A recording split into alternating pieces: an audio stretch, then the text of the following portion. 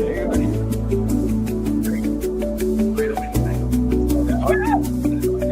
I went to what's called Alberta's Prosperity Project in Canada. They were thinking of mortgage. There's only 5 million people in Alberta. A lot of money. You don't have to pay taxes for that.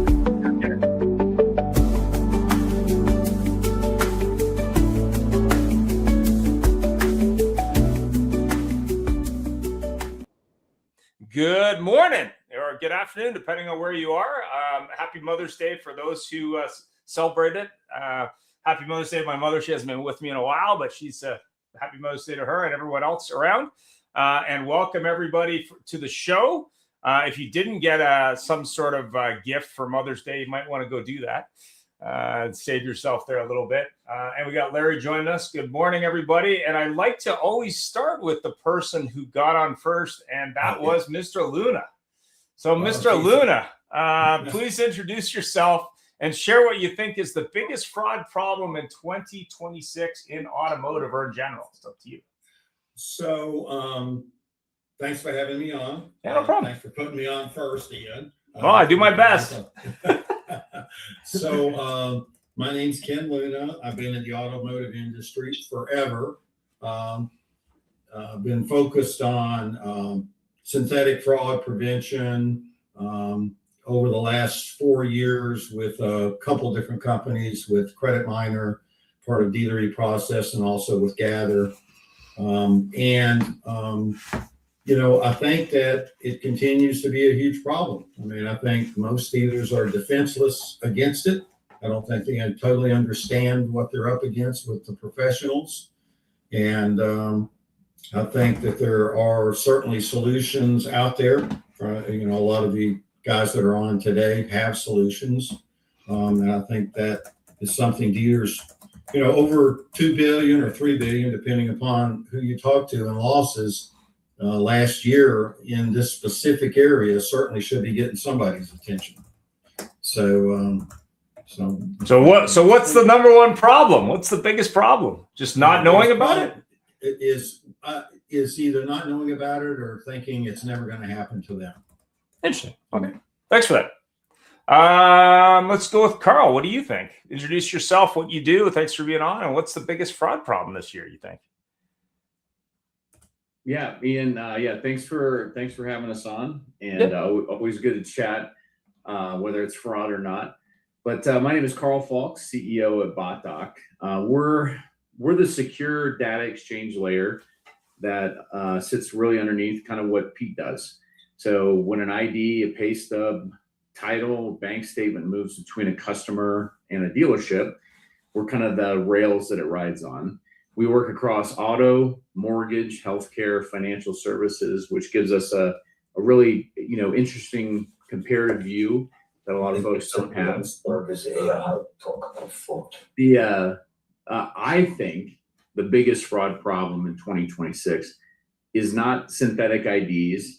Again, Pete will go deeper there, but I really believe it's the gap between the tools the dealerships buy and the processes they actually run. So we're watching the same pattern play out that we saw in mortgage in 2018 to 2020. Same thing in healthcare before that. The fraud isn't getting smarter, faster than the tech. The tech is fine. The process is really discipline. It's keeping up, especially in an industry that's running with, you name it, 60 to 80% turnover, depending on the dealership group. But here's one just quick framing thing. Most people say dealer fraud. What they really mean is ID fraud at the desk or wherever. But that's really a second category that's growing. There's a second category that's really growing faster that gets less attention, and that's wire fraud and business email compromise. The fake closing emails, the spoofing title companies, the rerouted down payments, the fake, GM, the deep fake GM telling accounting to pay an invoice for $49,000. I think we've all heard of those. So that's not really an ID problem. That's a transport and document handling problem. As an example, I love stats. The FBI logged 2.7, almost 2.8 billion in business email compromise last year. Real estate closings are the number one target, and honestly, auto is next.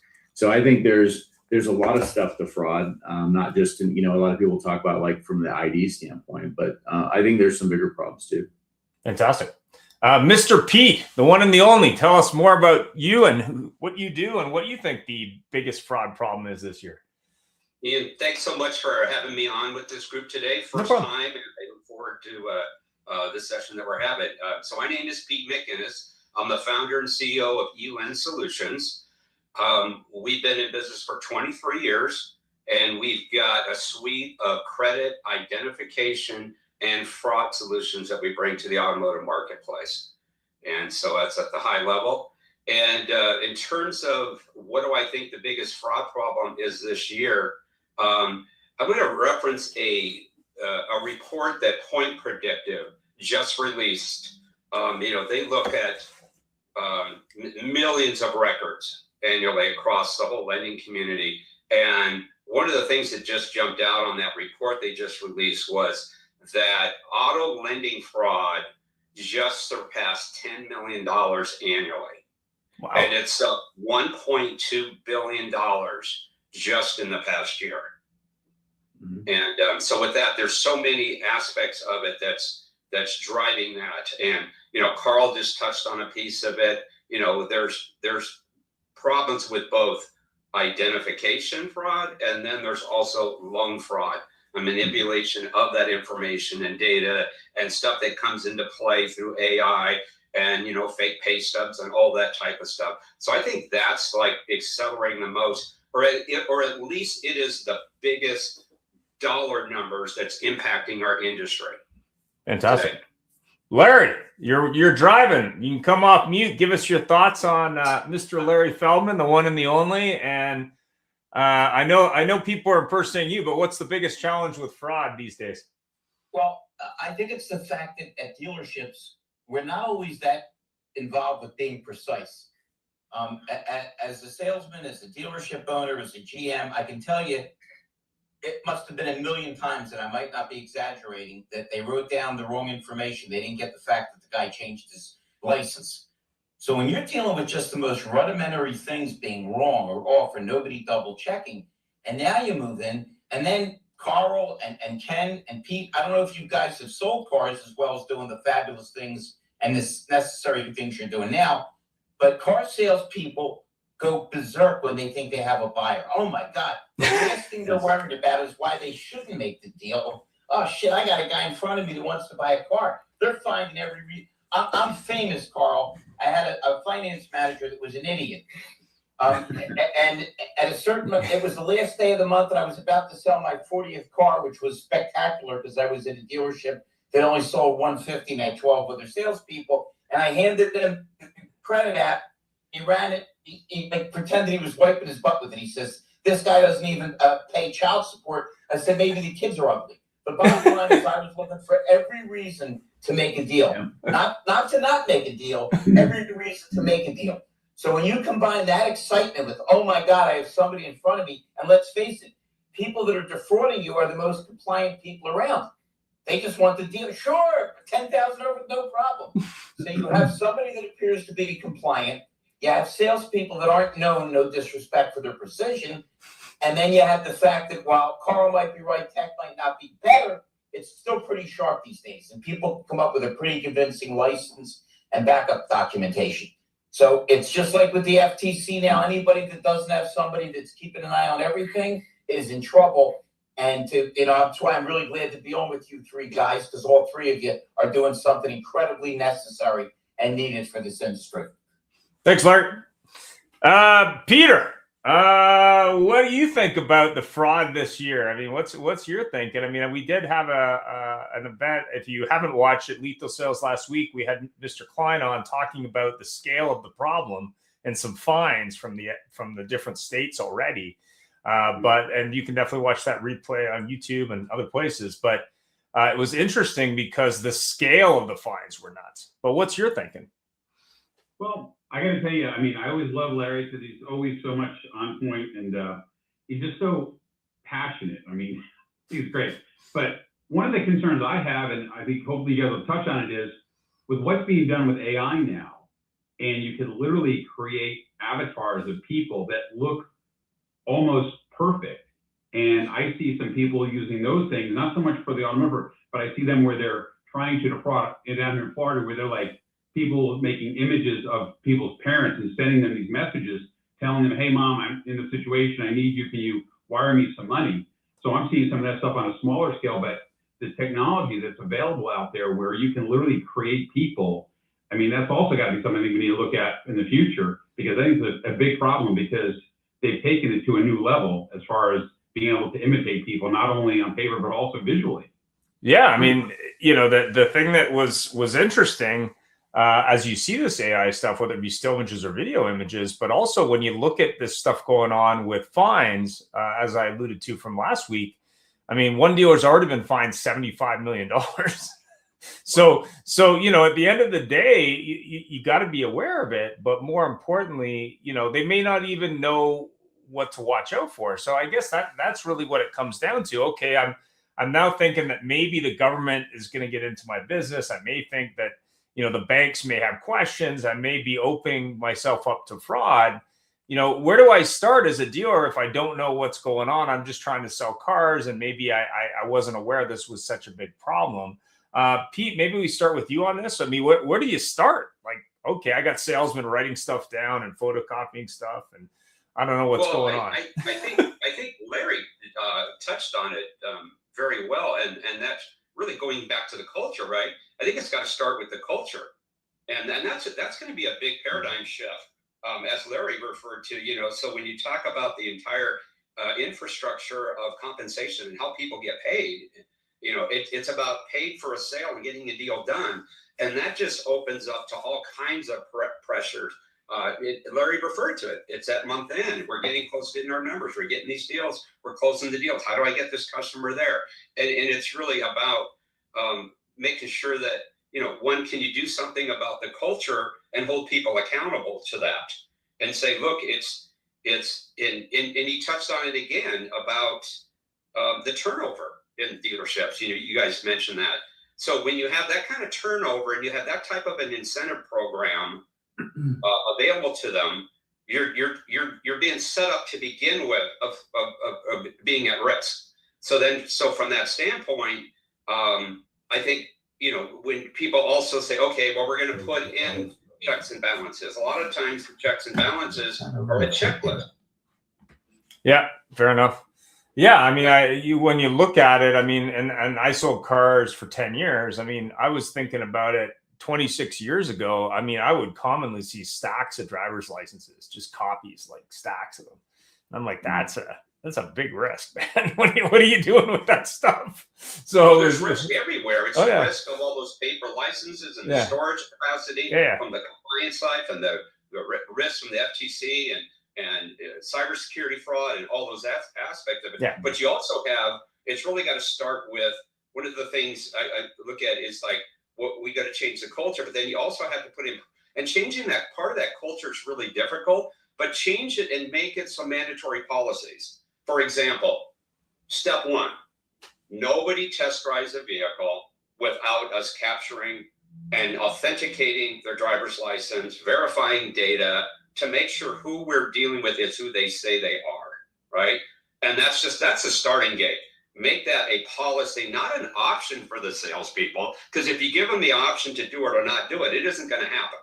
So I think that's some of the smaller cultural things that can be put into place and say, look, this is this. We're serious about this as a dealership. If you don't do this, you don't test drive a vehicle. And if a manager doesn't enforce this and it happens and they lose a vehicle, it's on that GM, you know?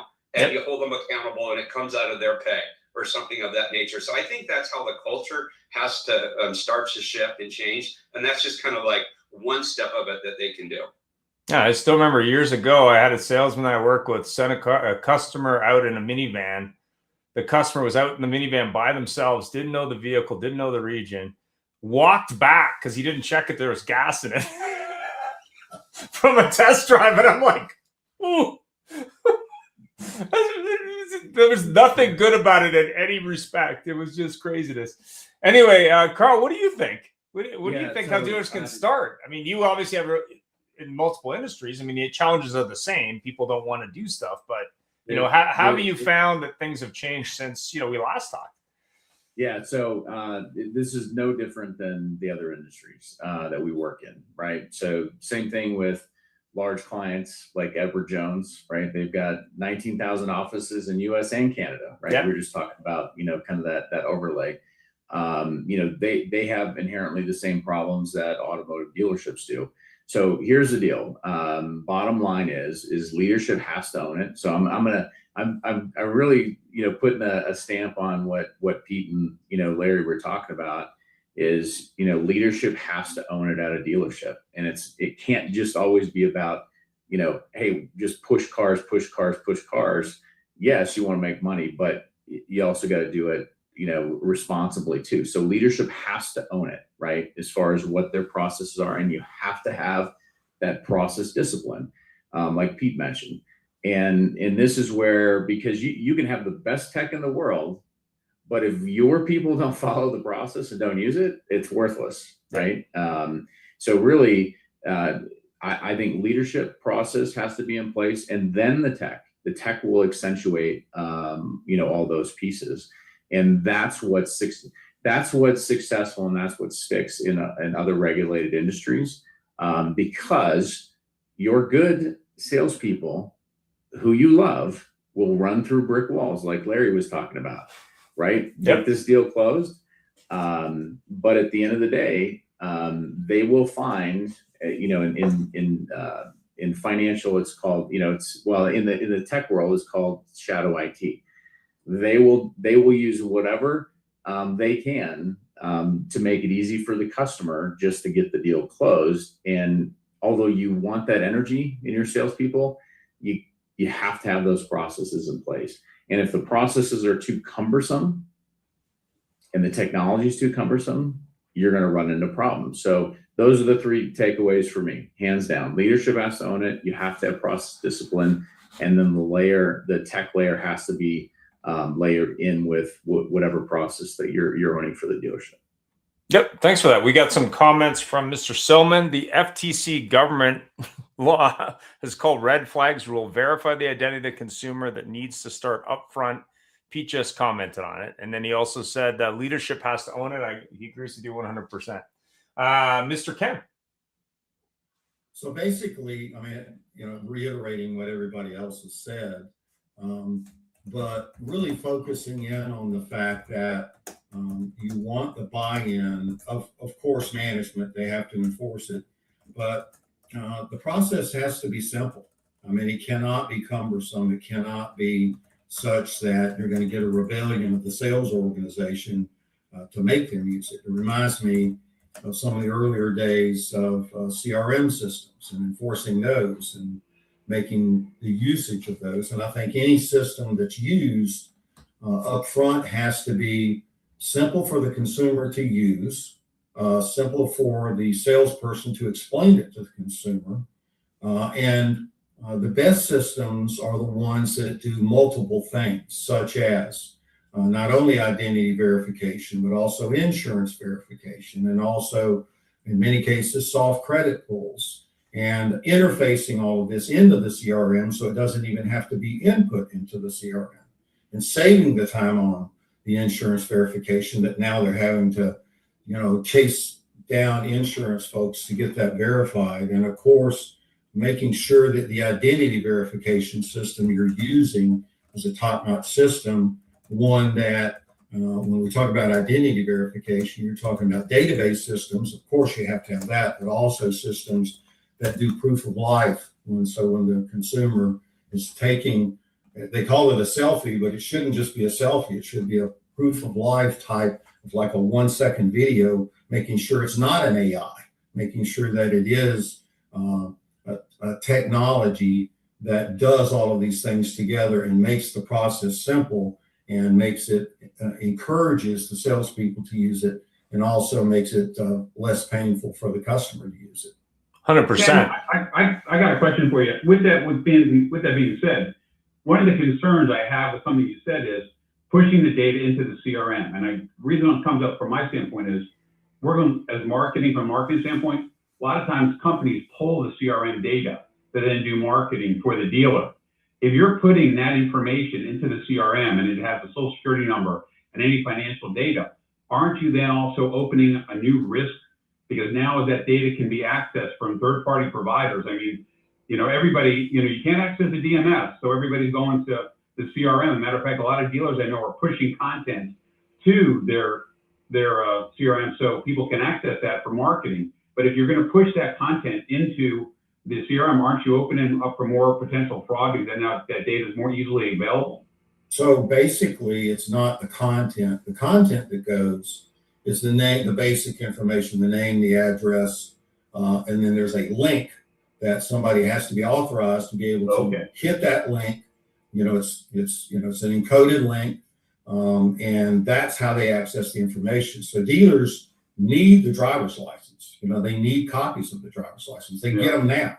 Unfortunately, what they do is they scan them and leave them out on desk and stuff. Whereas if you've got, an integrated system, much like what Pete has, and some of the other folks on this call have, then you've got a system that enforces what you're talking about and protects the dealership from that happening. So, but that's a very good point. Absolutely. Yeah, I mean, when it's not just the getting information, and of course Carl's company's a vehicle help transport that data. But the question is, once it gets to that end destination, to your point, Peter, you're talking about driver's license image capture and data it's PII, it's deep PII information, and it's not just the transport vehicle of getting in there, but are all those CRMs have the protective layers that inhibit and prohibit entities from getting to that, because it's not just the marketing agency that's going to get it. You're going to have fraudsters getting into it. We've seen that happen over the last couple of years with some big companies. There's a breach because somebody used somebody's API and got through to it, and they found a back door and they got in and got to that data. So it has to be, I think we got to move from lead generation, separation of the lead from deal generation. The difference between those is having lead information versus critical PII data in order to get a deal done. Those have to be separated, and you can move some of that data around, but it's got to be done securely, and it has to be stored securely. It's got to be encrypted at rest, not just transport, but at rest, and all those types of things. And the providers have to have a system that has all the firewalls and things in place, and the separation of duties and operational, separation of duties and things of layers. For example, I would say when we're looking at look at companies that have SOC 2 certification, versus somebody that says, hey, we're really focused on, we can take this data and do stuff from a marketing standpoint. We really have to look at how is that data being stored and how is it being secured and protected for that dealer and that consumer. There's so many big fraud rings out there who are just trying all day long, every day, to penetrate systems, and try to get to that data. Yeah, I mean, when you're talking about data, and obviously it's data in, data out, but also how you're capturing that data. I actually talked to someone last week that said only 50% of dealers have a scanner to even scan the actual driver's license, even if that's one of their processes. But from a point of view, and for full disclosure, I mean, obviously CDK got hacked, I think it was last year, for that same reason, but that no system is immune from that. But at the end of the day, even if you have that data, you got to be sure you secure it. So fraud is not just the nature of incorrect data, it's how are you securing that data and making sure that you retain it, so it's protected, so that you don't have a breach, right? And we know those are becoming more and more common. Well, is there anybody, I mean, I'm just going to ask that there, because I'm sure there's a lot of dealers on the call watching. Is there any company out there, I'm not asking for anybody to promote or endorse, but are there any companies out there that you know of or you've seen that are doing it right? Because quite honestly, I haven't. That's been a concern of mine, because I work with a couple of different companies who do marketing for dealers. And I'm like, where are you getting the data? Oh, they're just sending me a CSV file. And I'm like, what? They're just exporting a CSV file and sending it to you? And who's doing this? Who's got the permission to do that? So there's a lot of stuff going on in dealerships these days that I think, need to be addressed. But are there any companies out there that do a good job of managing the data for the dealers? Well, we did talk to my buddy there at Brain Trust. He's been cleaning up data because that's another problem that no one's talking about. But in terms of securing the data, I mean, I don't really have any thoughts there, but maybe Carl does, since he deals with a lot of documents. Obviously, data is part of that. I mean, what are you seeing out there in terms of, good, bad, and ugly, in terms of companies that, could secure that data properly, so it's not a problem? Well, less likely. The real issue, Peter, great question. The real issue is you got different levels of dealerships. So you have some that are very sophisticated, some, larger groups that have a lot of resources, who understand security, that understand, that are not necessarily following the rules, but they have more emphasis on what their processes are. And then you have some smaller groups or onesie twos, one rooftop, two rooftop groups, or even that, 10 and under, that are stretched thin because they've got a lot of people doing a lot of things. So their mindset is, hey, we're going to work with this company and we just want to get it done. And they're not thinking about, all those other pieces because they just want to sell those cars. I personally think that one of the biggest risk areas is exactly what you brought up, Peter, is not necessarily there is a lot of that, like Pete said, where you've got guys coming in looking at old API connections, or you've got massive amounts of data. There's a ransomware attack and they're holding it hostage. All that happens. But when you start thinking about how those things are passed back and forth, right, and export from the CRM, that may seem benign to most people, but there's a lot of information in there that, when you put it all together, is PII, and you've got inherent problems there. And it's, most people believe that email is secure. It's not. 100% not. And texting is not secure. 100% not secure. And the issue is you're leaving poisonous breadcrumbs. We call them poisonous breadcrumbs along the way. And that's why, like anybody who's closed on a house in the last 10 years, your title company will not accept wiring instructions over email. It's because those things can be sniffed in transit and changed and accessed and modified, et cetera, et cetera. And this was honestly one of our big pushes, even with when we first got brought into automotive, when the FTC safeguards was being talked about, even before it went into place. We started getting calls from large dealership groups about the security aspect and whatnot. But one of the big things that came up was how do we kind of handle, because we're emailing and texting in and out of our CRMs a lot of times too. And at the end of the day, all that traffic, you need to expect that anybody that you don't want to have access to can read it in transit. Now, internal to your company, there's between the same domain internally, there are things in place. But once it leaves, or once it comes from a customer, that's where the issues are. So even between vendor, if they're sending massive amounts of data to a vendor and exporting it in a CSV, it cannot go via normal email. 100% no. And that's a big failure right now in the automotive space.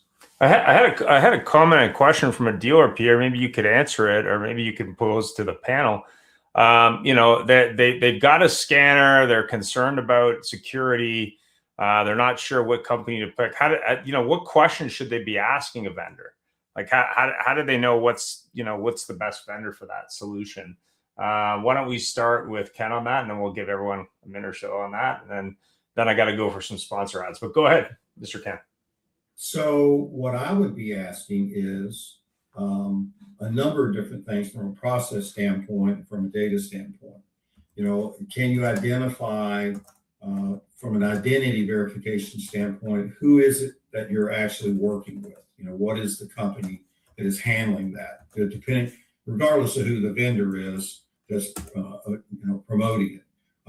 Same thing on insurance verification. Same thing on, you talk about the integration. So be quite, maybe a different show you should have based on what we were just talking about. Yep. Is to have CRM experts on DMS, because you've got data being transferred between the CRM and the DMS. One of the big pushes in the last few years has been CDPs, which is another source of data, which is being utilized in different areas. And these are all interchanges between APIs. So what I would look for as a company, if I was looking at, and my expertise is in the front end security piece. Carl could talk about things in the back end, but I would look at a company that makes sure that they're well known, that they certainly need to be doing proof of life identification. I would strongly suggest that they have insurance verification tied in with it, because there's cross checks you can do between insurance data and actual driver's license data that helps enhance the security piece. Make sure that a nice to have with that, it's not critical, but a nice to have is integration with the soft credit pool, having it all done at one point in time, having it integrate with the CRM. And then the other thing is dealing with companies that, if they do fail for whatever reason, and you lose a car, they'll back it up and they'll replace, whatever the cost is of losing the car. You need a guarantee in place that does that for you. So that's what I would be looking for if I was out there looking for a solution. Fantastic. And we got a word from our sponsors real quick. Here we go. If you look at the last 4 years again, we've answered 41 million phone calls for dealers over the last 4 years with our AI platform. We've also handled over 150 million text messages. And so when you look at just those raw numbers, that's a 4-to-1, 3.5, 4-to-1 text to phone call. So I don't know. Here's what I can tell you, though. I believe that the customer wants to be met where they are presently. If that is text, voice, video call, if they want to be engaged and engaged instantly. I'm Vince Delmonico, General Sales Manager with Cruise Ford Lincoln. Larry Feldman came out and did one of our training courses. Absolutely incredible. I sat through the course myself. The engagement that our salespeople gained from it, the excitement that he brings, it was a new way of looking at things that we're already doing and how we can improve them. Love it. It's literally the best thing since sliced bread. My name's Fareed Ahmed. I'm the founder and CEO of DSMA. So why should you use DSMA to sell your most valuable asset?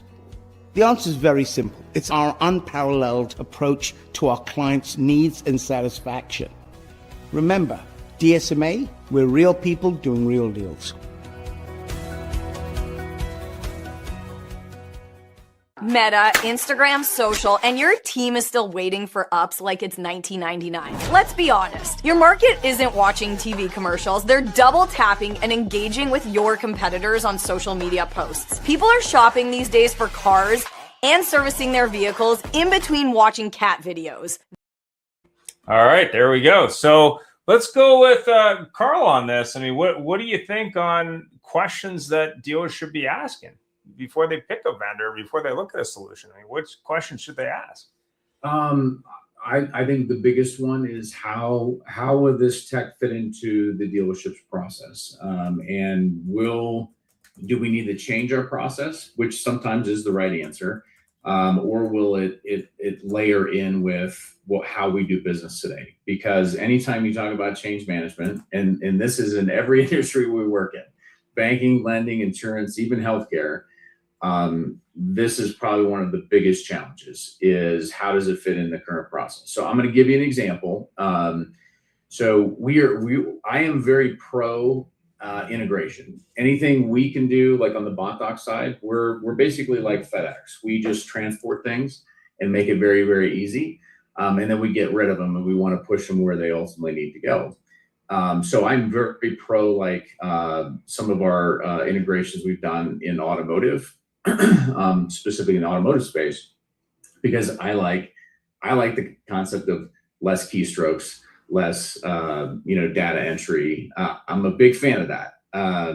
Being a busy guy, but we have to take a step back sometimes and look at that other piece of how does tech ultimately fit into a client's workflow. So one of the things that is very, and I think it's a great business example, is their multifunction printers. So a lot of people just don't even think about them. They go up, they slap a piece of paper, they slap an ID on it, and they hit scan to email, and it emails them copy, and then they download it. So we had some interesting clients that had data exposure in that space. And so we actually created a secure connection between the MFP and the email without the attachment.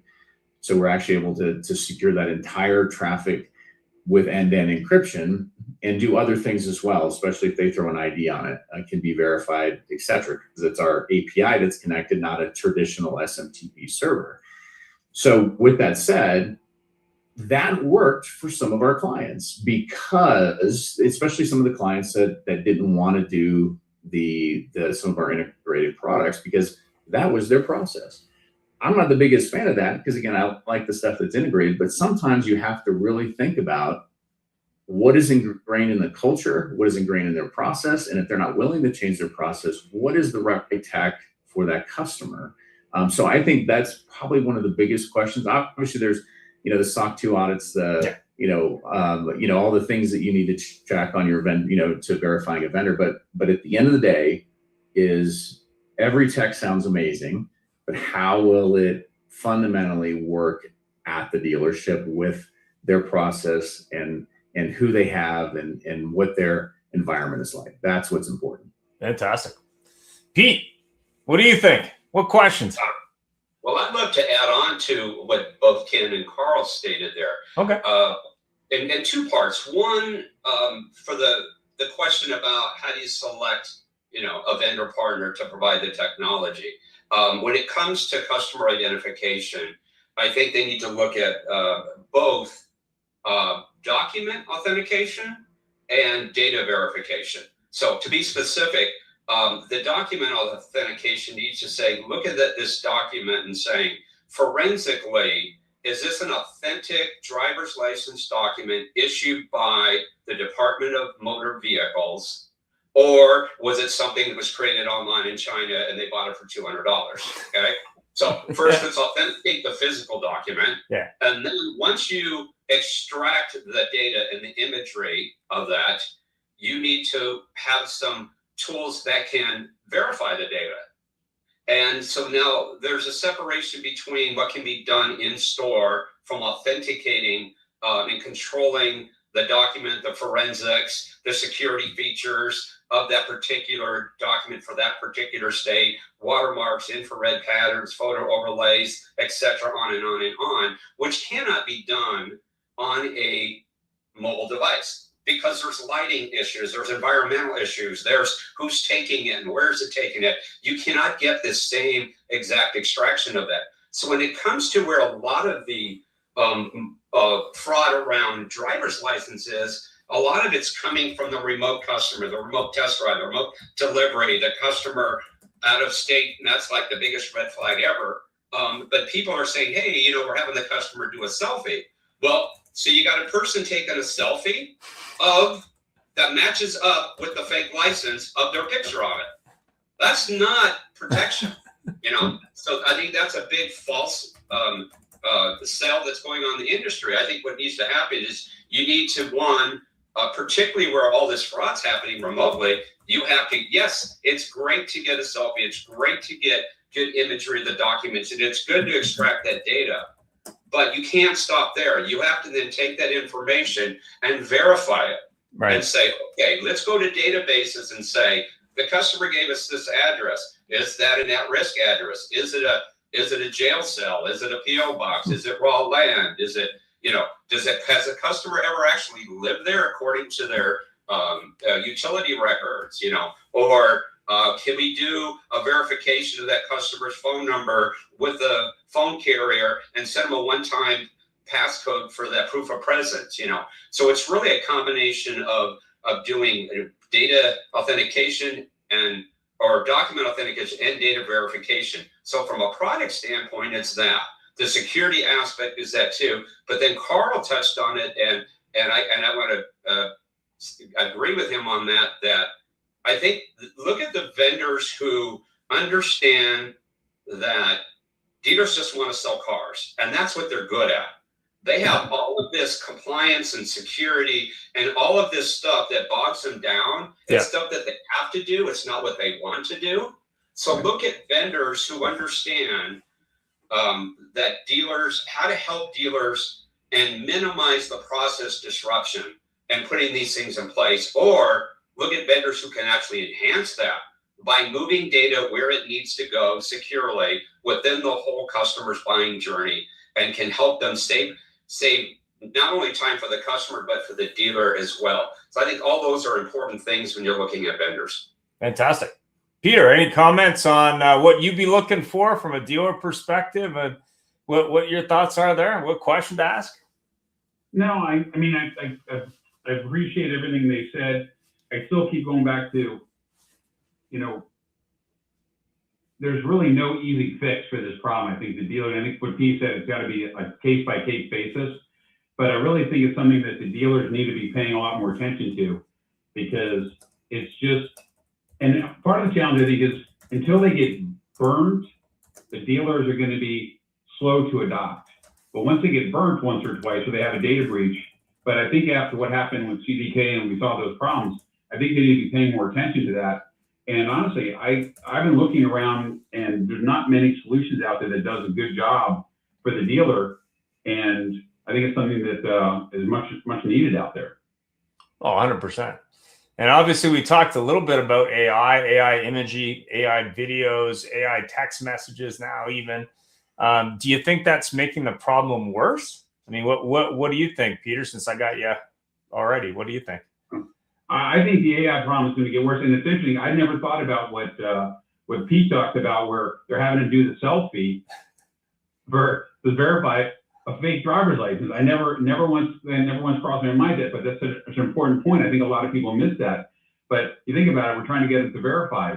And what's interesting to me is, you go to the airport, and when I come through from, I travel from out of the country, I come in there and I've got that global pass, and I walk up and just sees my face, and it says, "Oh, that's Peter Martin," and it just, I get the guy with the iPad, the security, "Oh, okay, Peter, welcome back to the United States." There's got to be some futuristic technology that's available out there that could help us with some of that stuff, because we really need to be more careful, especially when you look at the number of people that are getting to this day, which surprised me, number of people that get into a test drive and literally they're being forced out of the car at gunpoint. I mean, I see it at least once a month, in the different news feeds about someone, being carjacked like that. So if I was a salesman, before I got in a car with somebody taking my test drive, I certainly want to have them checked out, make sure they're not a criminal, make sure it's really the person I'm in the car with is that person. Yeah, I mean, you're definitely taking your life in your hands when you're on test drives, even if that person isn't a criminal. That you have no idea what their driving skills are. You really don't. Go ahead, Ken. What do you think? So there is technology out there that uses the airport technology. I think Pete is spot on. You don't want to be taking selfies. Selfies are easily corresponded. Your phone can easily do that. That's why any technology, whether it's on the phone or in the dealership, has got to be a proof of life system. It's like a 1-second video. It's got the motion behind it. And of course, it's got to be sophisticated enough to keep from airplanes being blown up. There are systems out there that can do that from an identity verification standpoint as well. So I think that's something that you need to be looking at, when you're looking at these systems. Fantastic. Carl, what do you think? Is AI going to make it worse? So I want to hit on what Pete and Peter said, because and even Ken, and this was last year, so it was last September, and we started seeing this more and more, but it was a fake ID. The bad actor's face was on the ID, but it was a stolen identity of somebody else. So address checked. If they did an ANVA check, it would have passed because all the information is accurate, and it passed red flag and OFAC. So the fact that now this dealership didn't do any type of ID verification, had they, should have been caught, but they had the right to check, right? Because obviously the credit union that did the loan, it wasn't the right person, and they found that out pretty quickly, and the car was gone. So this is where, yes, I want to hammer home that everything they said is we're seeing is you've got the selfie doesn't work, the ANVA check doesn't work. There has to be more to the process. But here's what I'm going to say about AI. We spent a lot of time talking about this in the other worlds we play in. So AI, from my perspective, and this is Carl's perspective, but is it making it worse? Yes and no. And here's why. So AI is making the offense cheaper, right? So the synthetic IDs, deepfake voice, doctored documents are all faster, cheaper to produce in 2026 than it even was 18 months ago. So that part is 100% real. But AI is also making the defense cheaper too. So we have to keep that in perspective. So the same models that generate the fake pay stubs can spot one. The arms race isn't new, right? So this is literally like the arms race of the 70s and 80s. Because what's new is the cost curve is flattened on both sides. So that piece doesn't get solved by AI on either side. What really has to be solved is the human in the deal. The salesperson who waves the deal through, the finance manager who doesn't double check things, the receptionist or whoever's collecting IDs or licenses, or AI doesn't fix lazy, leadership does. So that's my bumper sticker for this. Are you selling it? that doesn't fix. Am I selling leadership? No, you're selling the bumper sticker. AI doesn't fix lazy, people do. AI doesn't fix lazy, leadership does. Yes, we should come up with that. Maybe the Forrest Gump, bumper sticker. Yeah. Stupid is as stupid does. Yeah, or doesn't do in this case. Yeah. Mama told me. Yeah. That's right. Mama always said. Yeah. What do you think, Pete? Wow. This is all so good and exciting. In reference to that, I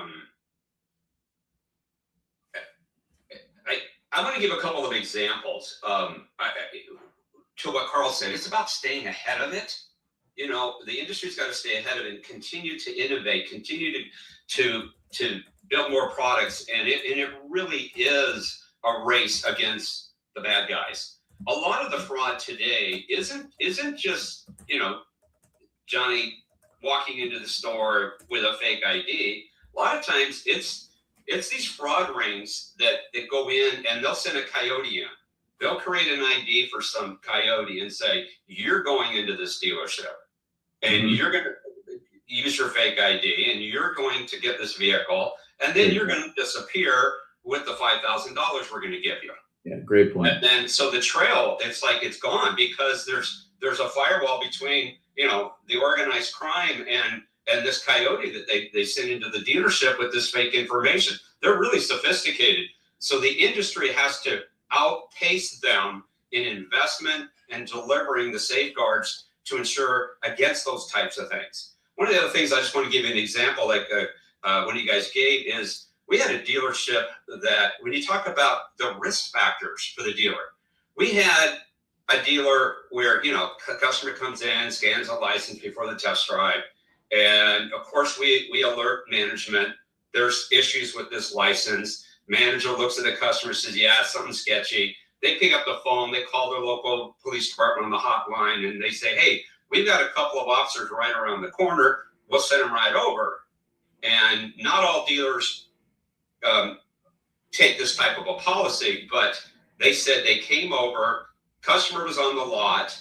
When the police came, the guy took off running. The police tackled him on the lot. He had 3 fake IDs with him and a loaded gun. Wow. So they could not identify who he was because he had 3 different licenses. It turned out that none of them were real. So when they booked him and fingerprinted him, they found out that the FBI was looking for him for murder, right? Wow. So you got a guy who's out being looked for murder, going in to go on a test drive on a vehicle and steal a vehicle, and you're going to put your salespeople in the vehicle with them. Lots of liability there. So there's all kinds of those things going on out in the marketplace. It's not just individuals there's some really sophisticated fraud rings that we as an industry have to stay ahead of that. Fantastic. Well, we're almost done, shockingly. So we have time for final thoughts, but let's start with Peter. Go ahead. You are muted. Yeah, I am unmuted. Yeah. Sorry about that. Paulo was barking at something, so I muted it.